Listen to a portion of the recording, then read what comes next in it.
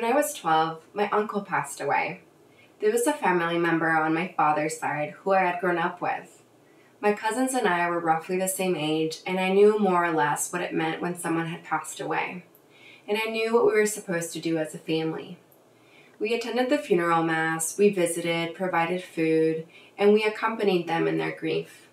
These are the rituals and offerings that are expected of family and friends when someone has suffered a loss. Social norms and rules lay out satisfactory responses and procedures. We have general understood guidelines of how to respond when someone may be sick, when someone is facing a divorce, or when there is a loss of life.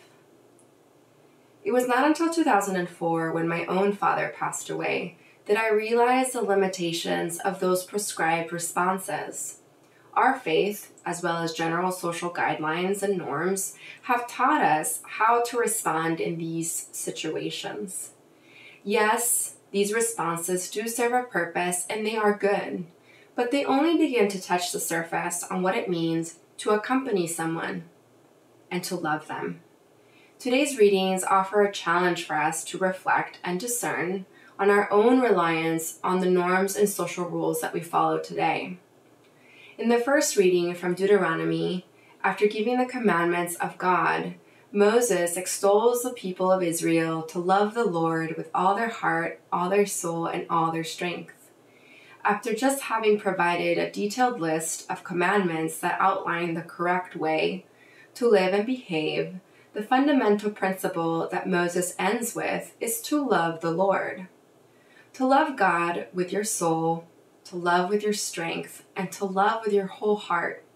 Not just to love, but to love in these three ways. The first reading finishes with Moses asking the people of Israel to take his words to heart.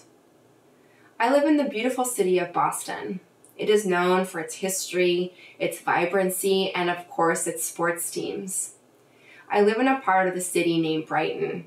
It's a quiet neighborhood nestled between 3 different universities with a mix of young people, professionals, immigrants, as well as families that have lived here for many generations. I moved here in the beginning of my studies and have made this neighborhood my home. At the same time that I began living in Brighton, I began attending a church on the other side of the city named St. Mary of the Angels in Roxbury.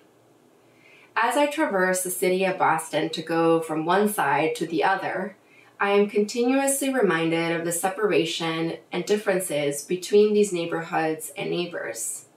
These people are often strangers to each other, with vast differences in access to food, education, jobs, and safety. And yet these neighborhoods are never more than 5 miles apart. My church community is quite diverse: African American, white, Latino, with a large population of immigrants. And although I live in Brighton, I often know more of the needs of the people in Dorchester and Roxbury from being in relationship with the members of my church. We're living in a time of great division in this country, where people are quick to rise to hatred and would rather build walls instead of bridges. People who would rather separate and sow discord than promote love amongst neighbors. Over the course of 8 years, I have been blessed to develop relationships with members of my church community and consider them my family here in Boston. I understand more of their lives and reality and have come to love them and their neighborhood. The love that they have given me requires more from me. The love that I share with them requires more than if I had just lived in Brighton and not built relationships in Roxbury. Loving my neighbor across the city asks something more of me, more from my heart, more from my attention and my strength. On the other hand, society asks very little of us when we consider the different neighborhoods in our city. Society and the law requires almost nothing in response to those in my own city that might be facing homelessness, addiction, are low income, or unemployed. Society asks even less of me for those that are facing poverty, exile, human trafficking, or war outside of my own borders. Yet today's readings are a call to us to reflect and question where we are relying on social norms and structures rather than moving closer to the kingdom of God by loving our neighbor. In the Gospel readings, Jesus is asked by a scribe, "What is the greatest commandment?"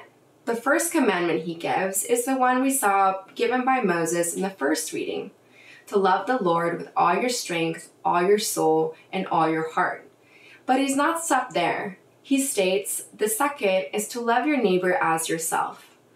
When the scribe agrees with Jesus, he adds further that this love for God and this love for neighbor is worth more than all burnt offerings and sacrifices.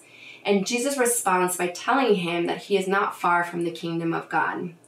I ask myself, how often do I default to do the right thing, basing my actions on what society tells me is a prescribed proper response, more out of ritual or routine than from the movement from the heart, out of love?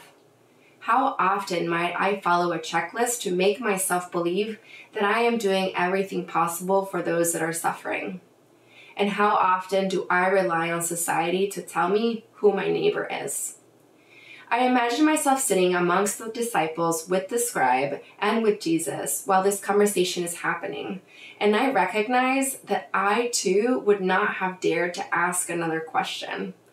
I would be faced then, as I am now, with the undeniable truth that the loving response requires more of my heart, my strength, and soul. Today, let us take these words to heart.